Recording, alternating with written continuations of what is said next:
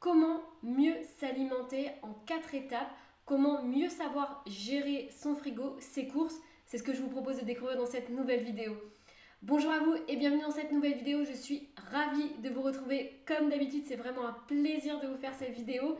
Et aujourd'hui, je voulais vous retrouver pour un sujet qui m'a été beaucoup posé. Comment savoir, comment mieux gérer son temps pour les courses, comment savoir quels produits consommer par rapport à ses troubles digestifs ou par rapport à sa vitalité, à sa fatigue, comment mieux gérer. Et puis surtout quand on a une famille, c'est pas toujours évident.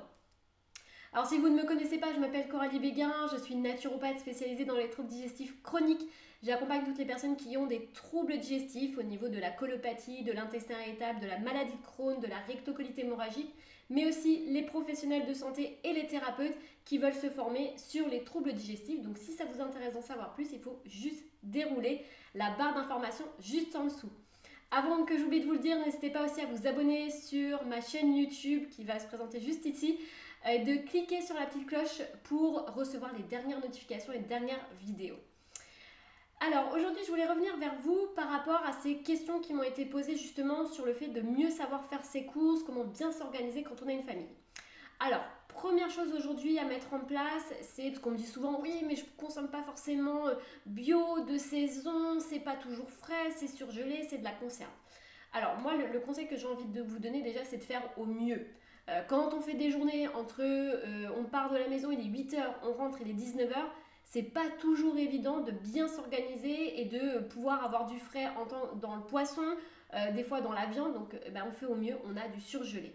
Et j'ai même envie de vous dire en fait, et ça va peut-être casser certaines de croyances ou des fois des raisonnements qu'on peut avoir, c'est que le surgelé, il conserve les vitamines. Donc c'est quand même très intéressant de cuisiner avec du congelé brut, pas des produits transformés comme de la pizza, des burgers ou ce genre de choses.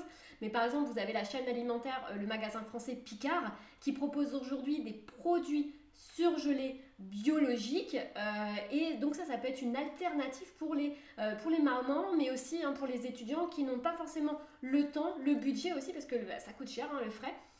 Donc c'est vrai que ça peut être une alternative déjà que vous pouvez mettre en place. Deuxième chose, il va falloir aussi augmenter vos quantités quand vous cuisinez. Quand vous faites un plat, ne cuisinez pas juste pour vous ou juste pour 2 personnes ou 3 personnes. Faites des grosses quantités et puis de venir congeler la quantité que vous avez faite dans un tupperware ou dans une pochette en plastique pour justement bénéficier. Le fait c'est vraiment de se dire quand vous rentrez tard le soir, eh bien vous n'avez pas besoin de trop vous casser la tête et vous dire ah bah voilà je vais devoir commander une pizza ou je suis passée devant un tel restaurant, le fast-food, etc. Puis finalement, comme je savais qu'il n'y avait rien à la maison, j'ai pris ça. Donc ça permet d'anticiper aussi ces éventuels, je vais dire, aléas de la vie. Donc ça peut être intéressant justement pour moi, c'est plus intéressant effectivement de cuisiner en grosse quantité. Et puis donc ça vous permet d'avoir toujours des restes et des choses qui soient consommables et puis équilibrées. Troisième chose également à mettre en place, c'est la planification des repas. Alors je sais que c'est pas toujours simple à faire, mais le mieux c'est quand vous avez une famille ou quand le dimanche soir par exemple, ou le samedi, ça dépend aussi comment vous organisez pour faire les courses, c'est de planifier sur la semaine ce que vous allez manger. Donc est-ce que ça va être de la viande, du poisson, des protéines végétales, des légumes, des féculents, et de faire un petit peu le topo et de fonctionner par repas. Ce qui vous permet en fait après de faire votre liste de courses et donc après finalement d'aller faire de vos courses. Donc c'est pas mal aussi de fonctionner par repas. Je sais qu'il y a beaucoup de personnes qui fonctionnent comme ça et ça marche vraiment très bien. Parce que de faire une liste de courses et de ne pas savoir ce qu'on va manger, on se dit ah bah mince il manque tel ingrédient, je l'avais pas prévu. Ah bah voilà, faut retourner, puis après des fois on abandonne, on fait autre chose. On n'a pas des fois des produits très sains aussi dans son placard, on va demander... on va cuisiner autre chose ou on va carrément acheter autre chose et ne c'est pas le but non plus.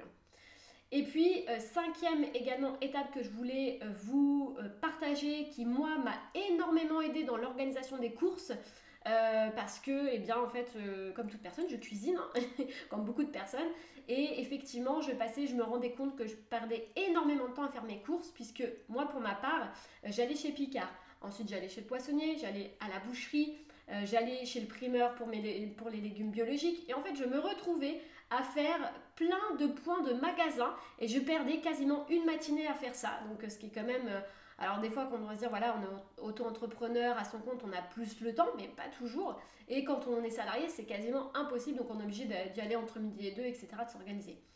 Aujourd'hui, il y a, en tout cas dans le Nord, hein, parce que moi je suis à Lille, il y a énormément de solutions qui sont proposées grâce à des entreprises qui vont faire les courses pour vous.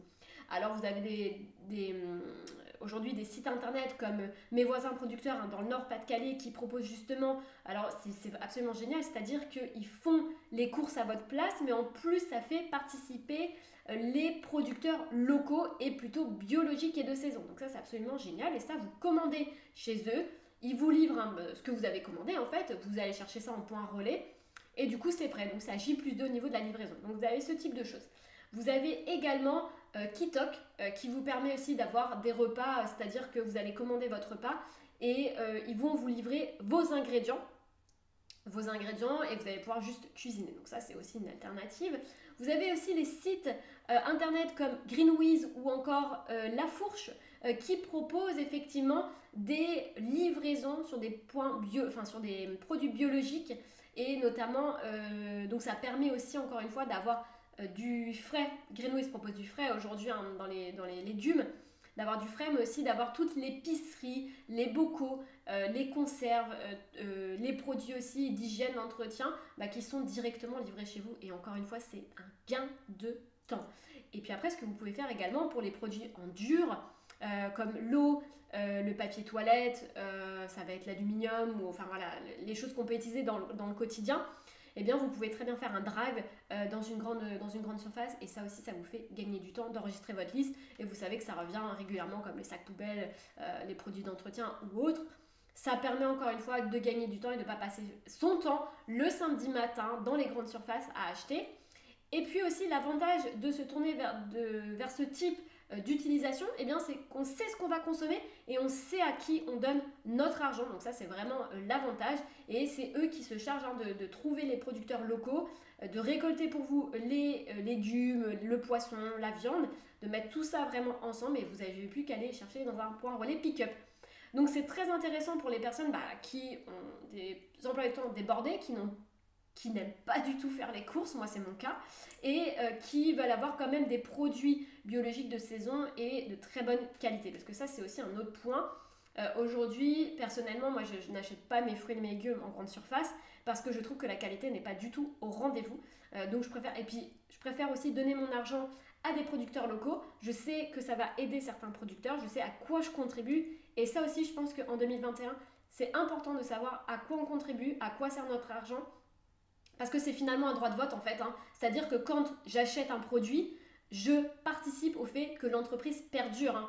Des fois on me dit oui, c'est plus normal qu'il y ait des boissons, des sodas qui existent, des pâtes à tartiner qui soient populaires, mais c'est parce que aussi on les achète. C'est parce que la majorité de la population achète ce type de produit.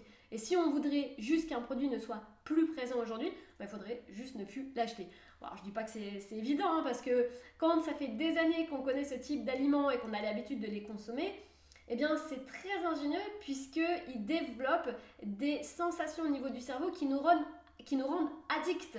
Donc finalement, même si je n'en veux plus, je suis tellement appelée par ce type de produit que mon cerveau me rappelle que j'en ai besoin, alors qu'on n'en a pas besoin, puisque c'est des produits qui sont nocifs pour la santé, et donc je vais me détruire la santé en plus en les prenant.